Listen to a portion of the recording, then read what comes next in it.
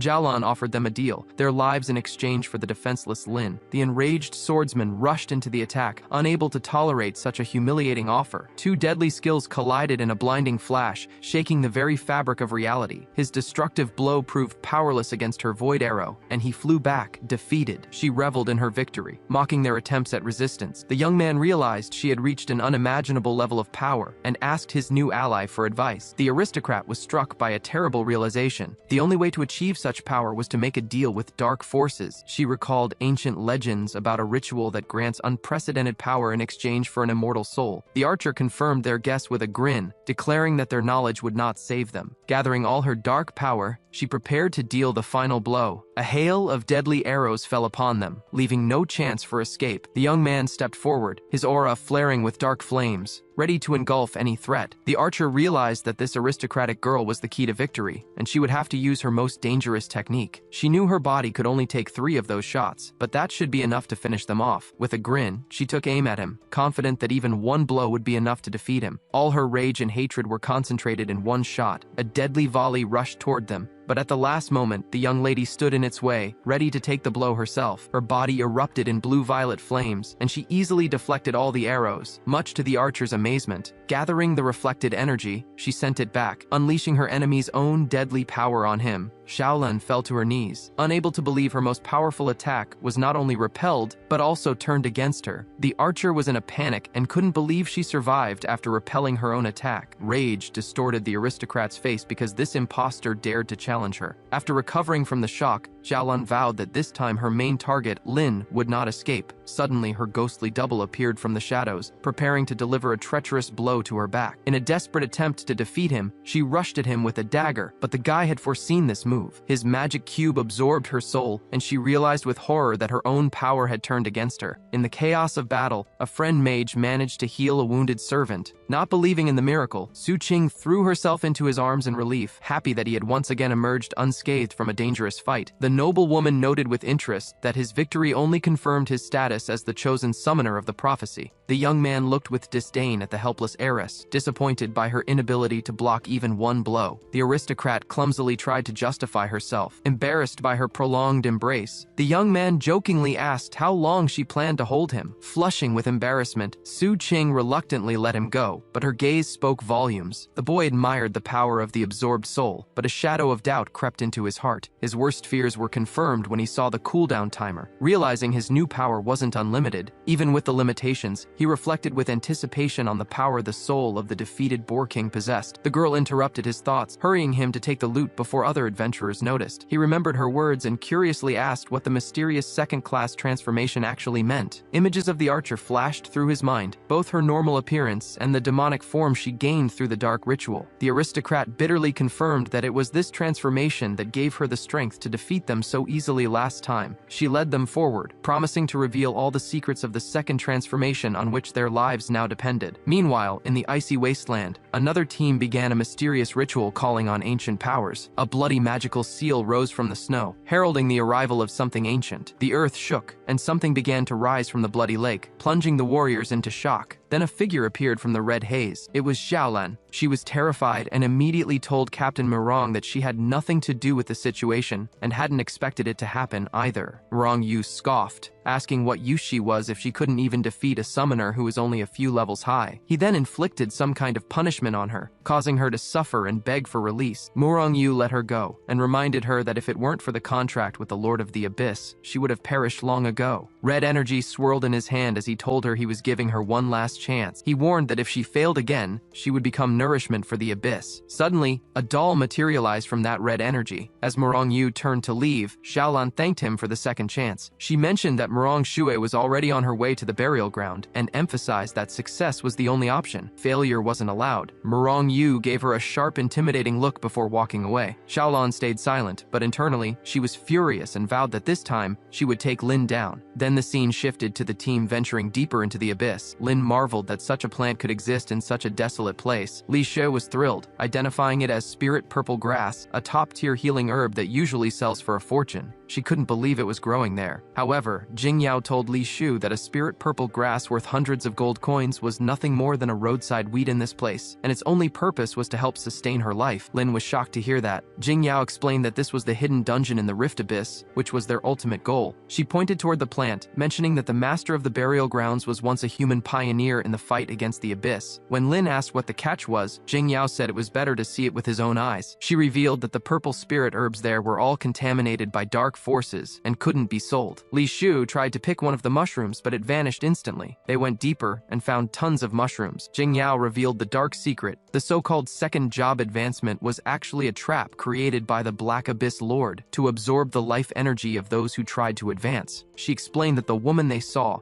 and all the original team members had become nourishment for the Lord, causing the current anomalies. The Lord of the Abyss had stolen their energy to offer ordinary job seekers a fake second chance. Su Qing noticed a woman bound to a tree and asked who she was. Jing Yao explained that those who underwent a second job advancement had their souls extracted. If they disobeyed, they could be eliminated at any moment. Lin asked Jing Yao if she knew all of this along and if that was why she summoned him there. Jing Yao just grabbed Lin's hand without saying a word. Su Qing told Lin that he obviously had to stop all of this. When Lin asked how, Jing Yao replied that only a summoner's hand could pull the last bit of spiritual power from the hearts of the original team members, preventing the Abyss Lord's plan. As soon as Lin touched the woman, a talisman materialized in front of him, leaving him confused. Lucy explained that the person before them was none other than Ms. Jiang Qingshu, the first-generation priest. Jing Yao noted that relying on the powerful psychic abilities of an S-rank summoner could indeed summon spirit stones instantly, though she hadn't expected hers to be a talisman. Suddenly, everyone was shocked because the spirit started getting extremely aggressive. Lin immediately yelled for everyone to get out of the way, but the surrounding plants released a toxic mist attack. The team braced for a fight. The tree woman grew even angrier, gathering energy into a massive sphere. She hurled the energy ball at the team, and they barely managed to block it, sending Lin and Jing Yao flying back against the wall. Lin asked what was going on, and Jing Yao told him to stop talking and quickly transfer his spiritual energy to her. Lin blushed, asking how he was supposed to send it. She asked if he even understood mana replenishment and told him to hurry up. While Lin was still confused about what that meant, the tree woman prepared another energy ball. Zuo Sheng drew his sword and stood in front of the attack. He used all his energy to try and stop it, shouting to Jing Yao that he couldn't hold it much longer. Realizing she was out of time, Jing Yao decided she didn't care anymore and kissed Lin. Lin was stunned, thinking about how sweet it tasted. Suddenly, a bright light appeared. Li Shu blushed and told Su Qing to look. Jing Yao pushed Lin aside, declaring that game time was over. She pointed her finger at the energy ball and instantly stopped it. Everyone was shocked by her terrifying power. Lin wondered if she had absorbed his spiritual power. The tree woman tried to hit them again, but Jing Yao told her there was no place for someone like her in the new era and ordered her to leave. She clenched her fist and a bright light squeezed the tree woman until she cried out. Jing Yao remarked to Lin that she never expected his mental strength to be so strong. Suddenly, all the mushrooms in the area started withering away. The tree woman became furious and released a shockwave of energy that badly injured Jing Yao. Lin immediately ordered his slime to go and save her. The slime grabbed Jing Yao and landed safely on the ground. Lin joked to Jing Yao that since she had given him such great benefits, he would handle the fight from there. He stepped toward the tree woman, declaring that products of the old era must be ended by people of the new era. He summoned his two spirits. The tree woman screamed and created a massive energy ball. Lin told everyone to fall back, but the tree woman launched the attack directly at him. Just as the sphere was about to hit Lin, Su Qing transformed into her beast form and jumped in front of him. She tried to stop the ball with her hands, while Li Shui supported her with magic from behind. Combining their energy, Su Qing destroyed the ball and reverted to her normal form. Exhausted, she told Lin to hurry because there was a gap in the enemy's defense. Lin ordered the slime to attack. As the slime engaged, Lin hopped on his unicorn and took to the sky, using the Boar King's spirit to attack. The Boar King's horns slammed into the tree woman, revealing strange marks on her body. Jing Yao shouted that it was the Dark Core and told Lin to destroy it immediately. The tree woman launched a counterattack at Lin, but he dodged it. She shouted that insignificant humans couldn't stop the march of the devil and tried to strike Lin again. Just before it hit, Su Qing blocked it in her new form, urging Lin to hurry and do something. Lin leaped off his unicorn, and the unicorn transformed into its human form, shocking the tree woman. The unicorn woman attacked with blinding speed, shattering the dark core. A dark spirit exited the tree woman's body, leaving everyone stunned. Lin told the slime to attack again, but the tree woman quietly thanked them for rescuing her. Lin started walking toward her. Jing Yao told him to stop, but he assured her he'd be safe. The tree woman told Lin she had been waiting for him. Before he could process that, she kissed him, shocking the whole team. She began glowing with a bright light, telling him the world still needed saving and that she would give him her last bit of energy. Before Lin could ask what she meant, she told him to go to the dark abyss of the forest to find the answers he sought. The tree binding her was destroyed, and a yellow pill appeared in Lin's hand, which he instantly absorbed. His stats skyrocketed. He leveled up 10 times in one go, and his beast storage capacity increased. The slime approached Lin, and he realized she wanted to sacrifice her current form to advance. She nodded. Lin agreed to help her level up. A magical circle appeared on the ground, and after a burst of energy, the slime evolved into a human-like girl. Lin was totally flustered by the transformation. As the slime girl hugged him, Lin jokingly complained that everyone else got cool beasts while he just kept getting beast girls. Suddenly, Li Shu shouted for Lin to come quickly because Su Qing was fading away. Li Shu reminded him that after transforming into a phoenix, there were severe side effects. Jing Yao stepped stepped in, saying it looked serious but the royal healers could handle it. But before she could finish, arrows flew toward them, and one struck Li Shu. And with this intense scene, this video and the manhwa chapter end. I've explained all the chapters for you, even the ones that were originally in Chinese. If you want to see the next episodes, let's aim for 5,000 likes on this video and make sure to subscribe to the channel. As soon as the new chapters drop, I'll upload the update. Catch you in the next video.